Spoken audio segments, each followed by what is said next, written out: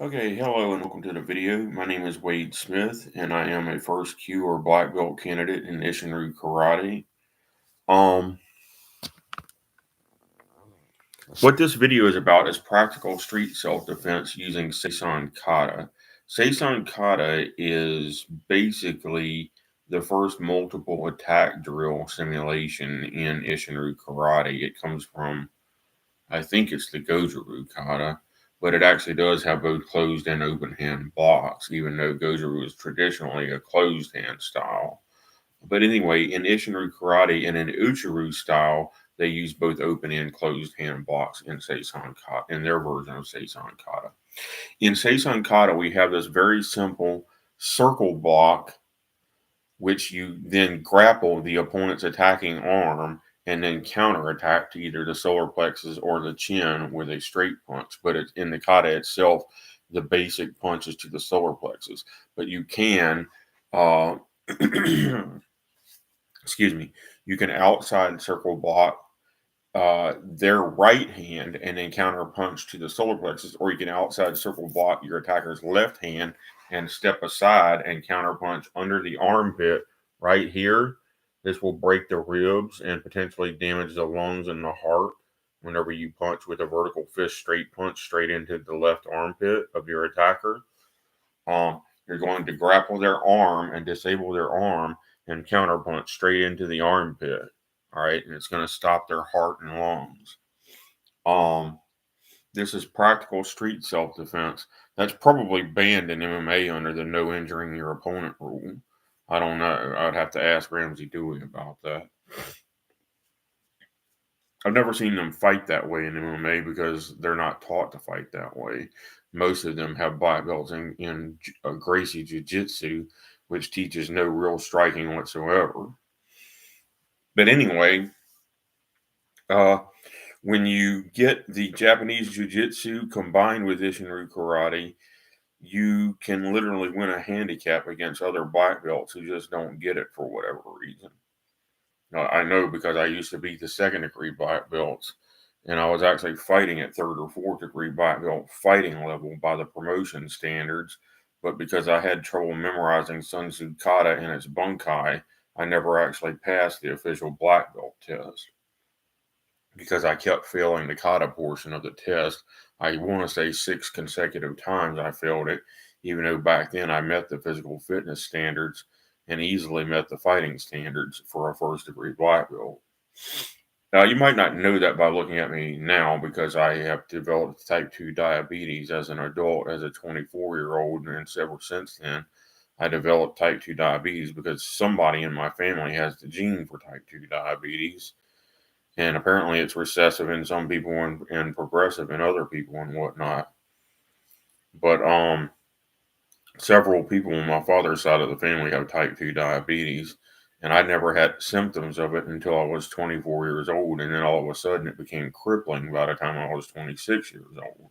So if you want to know why I look like I'm in bad shape, it's because type 2 diabetes does that to you. You can't lose weight. No matter, you can starve yourself and you won't lose weight. You can run 10 miles a day and you won't lose weight. It's just that way. It's called insulin resistance and then later insulin dependence. But anyway, Seisan actually means 13, and there are 13 major sequences of strikes, blocks, and kicks and grappling maneuvers in Seisan Kata, including, I think, 1 or 2 instances of Seisan Kata stance being used in Seisan Kata. Seonchin is probably the stance that it's definitely the stance that I least like for a couple of reasons. It's the least practical. The only people who can hold a perfect Seonchin stance are people who are actually underweight. If you're actually overweight or at your target chart weight, you won't be able to hold a Seonchin stance for very long before it starts to hurt your legs more than it's worth trying to hold the stance any longer. All right. So that's the number one reason I don't find it to be a very useful stance. It's also very deep and very, very hard to kick from. Although there are some transitional situations where you might end up in that stance when grappling with an opponent that's already grounded, um, which is primarily what we use it for in the dojo. We didn't fight out of Seisan stance, and we were specifically taught to never fight out of Seisan stance because it's actually not very practical. Professional fighters fight out of a Seisan stance or guard stance, which is basically feet a little more than shoulder width apart. Left heel, if you're fighting orthodox, left heel about 1 foot length in front of the right toe. All right.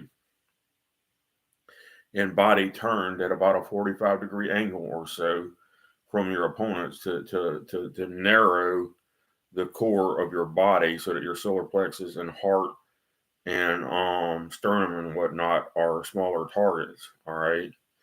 And normally it's better to fight orthodox unless you're transitioning from following a kick or something. It's normally better to fight orthodox because your liver is slightly more protected. If you get hit in the liver hard enough, you will know it. And fighting southpaw exposes your liver to a straight punch or a straight kick or even a round kick a lot more than fighting orthodox. So for that reason alone, fighting orthodox is almost always going to be better than fighting southpaw if and when you can help it. I fight switch, and primarily because following a full power front thrust kick, it's almost impossible to stop your own momentum and return to orthodox. So when you do a full power right front thrust kick, you're going to follow through and set down in front into southpaw. And then the next time you do a full power left front thrust kick, you're going to follow through and set down into orthodox again. But that's about the only time I switch stances, because when you do a full power straight kick, your follow through, if you're really going to hit somebody full power, you need to follow through, and your follow through is going to necessitate a stance change. Otherwise, you're going to be awkwardly trying to land back in your orthodox position, and it's not going to be worth losing your balance trying to regain your orthodox. Doesn't work that way. So, I don't know why so many pro boxers think you have to either be orthodox or southpaw, and very few pro boxers fight switch. I don't know why that would be, because they think they're somehow specializing in one hand or the other, which makes no sense. It makes more sense to be equally good either way. But because of body mechanics, the fact that you do have a liver, it makes more sense to start orthodox and stay orthodox as much as possible. I'm just saying that on follow throughs of kicks. And by the way, this grappling motion that's going to grab your opponent by the wrist and apply a wrist lock, you can also grapple and pull into a kick, or grapple and pull into a knee strike or a kick. All right. I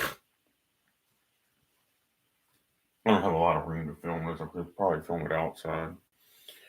But you can grapple and pull into a knee strike to the groin or the solar plexus or belt knot level or whatever you have to do. And then they had a guy demonstrating the Uchiru version of Seisan Kata online, and some armchair quarterback is like, "Don't try this in a street fight, or you're going to get your ass kicked." And I wrote back to him and I said, "We've had Ishinru blue belt women who didn't know anything but Sanchin and Seisan and the five swords from American Kenpo Karate, and they successfully defended themselves in gang rape situations against two heavyweight male attackers. So don't tell me that it doesn't work, because when you do it full speed, it does work."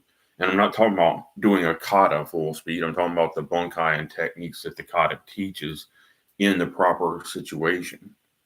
I'm not saying memorize a kata and try to fight by memory, because Bruce Lee was making a straw man argument when he said not to fight using forms.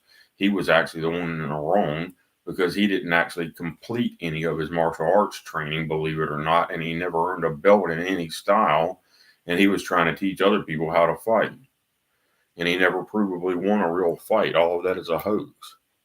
All right. But I think it's Enter the Dragon. He mocked one. He had a fighter that was fighting by rote of following kata, and he mocked that fighter. And nobody fights like that, not in traditional martial arts or anyway.